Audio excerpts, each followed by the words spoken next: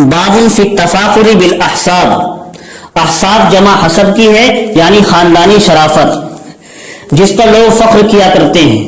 तो आप सल्लल्लाहु अलैहि वसल्लम इरशाद फरमा रहे हैं, जो इमाम अबू दाऊद रहमतुल्लाह अलैहि इस बाब में हदीस लाए कि अल्लाह ताला का इनाम और एहसान है जिस पर उसका शुक्र वाजिब है कि उसने तुमको इस्लाम से नवाज कर जमाने जाहिलियत की बुरी खसलत यानी आबा व अजदाद पर फख्र करना, इसको तुमसे दूर कर दिया है। बस अब इस्लाम में तो ये है इज्जत और जिल्लत का मदार ईमान और तकवा और फिस्क व फुजूर। आदमी अगर मोमिन मुत्तकी है तो बाइज्जत है, और फासिक व फाजिर है तो बदबख्त और जलील है, यानी अपने अमाल का एतबार है। निस्बत इलल आबा शरीयत में असलन मोतबर नहीं है, न अच्छाई में न बुराई में, बाप दादा की तरफ निस्बत। आगे आप अलैहिस्सलाम फरमा रहे हैं, तुम सब आदम की औलाद हो और तुम सब के बाप आदम मिट्टी से पैदा हुए हैं, तो जिस शख्स की असल खाक और मिट्टी हो वो फख्र क्यों करे।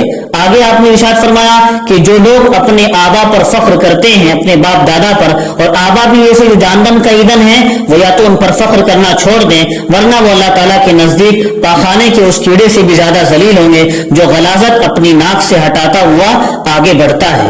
यह हदीस सुनन तिरमिजी में भी आई है। और अल्लाह ने कुरान में साफ फरमाया, इन्ना अक्रमकुम इंदल्लाहि अत्काकुम, बिलाशुबा तुम में सबसे ज्यादा मुकर्रम और मुअज़्ज़ज़ अल्लाह ताला के नजदीक वो लोग हैं, अत्काकुम, जो तुम में सबसे ज्यादा मुत्तकी और परहेजगार हैं। दूसरा बाब लाए इमाम अबू दाऊद रहमतुल्लाहि अलैहि, बाबुन फिल असबिय्या। असबियत से मुराद यहाँ जमाने जाहिलियत की हमीयत मुराद है, यानी वो हिमायत और तरफदारी जो जमाने जाहिलियत में मशहूर थी, यानी अपनी कौम की हिमायत करना हर सूरत में। ये समझिए, ख्वाह वो हक पर हो या नाहक पर हो या गैर हक पर हो। अब्दुल्लाह इब्न मसूद रज़ियल्लाहु ताला अन्हु फरमाते हैं, जो शख्स अपनी कौम की हिमायत और नुसरत करे नाहक, तो यूं समझो कि वो गुनाह और तबाही में ऐसा मुब्तला हुआ जिससे छुटकारा मुश्किल है, क्योंकि वो उसके बारे में फरमा रहे हैं, ये शख्स तो मानिंद उस ऊंट के है जो जमीन पर से कुएं के अंदर गिर जाए और उसको उसकी दुम पकड़कर खींचा जा रहा हो। तो जाहिर है कि ये ऊंट इस तरह बाहर नहीं आ सकता, मगर ये उसी वक्त है जबकि अपनी कौम की हिमायत बेजा और नाहक हो, वरना अपनी कौम की हिमायत उनके हक पर होने की सूरत में तो फजीलत की चीज भी है। जैसा कि एक हदीस में फरमाया, खैरुकुम अल मुदाफिउ अन अशीरतिही मा लम यअसिम। आगे हदीस में इसमें भी आ रहा है, अबू दाऊद में भी, तुम में सबसे बेहतर आदमी वो है जो अपने खानदान की तरफ से मुदाफात करे जब तक कि कोई गुनाह की बात ना हो।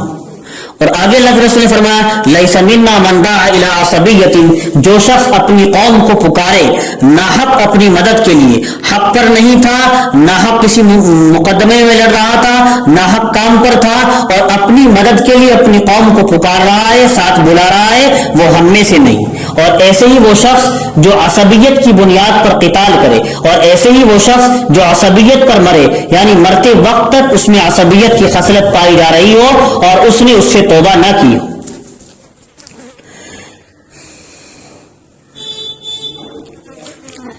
और एक हदीस में तो अल्लाह के रसूल सल्लल्लाहु अलैहि वसल्लम ने तंबीह फरमाई है इस बात पर कि फख्र अगर किया जाए तो दीनी निस्बत के लिहाज से होना चाहिए, यानी दीनी निस्बत के लिहाज से तो अगर फख्र किया जाए उसकी तो गुंजाइश हो सकती है। अल्लाह ने आपको कोई दीनी मर्तबा दिया है तो ये अल्लाह की एक नेमत है, बस मकाम इफ्तिखार की चीज है। जैसा कि एक साहबी को फरमाया था, अंसारी होना, दीन का मददगार होना, ये एक दीनी निस्बत है। लेकिन इसके अलावा दुनियावी मालों पर फख्र करना, दुनियावी अहदों पर फख्र करना, और ये सब इस तरह के सब फख्र नाजायज है। और असबियत तो आपने सुनी लिया, अपनी कौम की हिमायत करना, चाहे वो हक पर हो या ना हक पर हो, ये तो बिल्कुल नाजायज है। बाबुर रजुल युहिब्बुर रजुला अला खैरिन यराहु। आगे बाब लाए, बाब का खुलासा ये कि आदमी किसी आदमी से मोहब्बत करे, मुसलमान आदमी से किसी नेक आदमी से मोहब्बत करे, ऐसी नेकी पर उसको देखे, ऐसी भलाई की वजह से मोहब्बत करे जो उसमें देख रहा हो।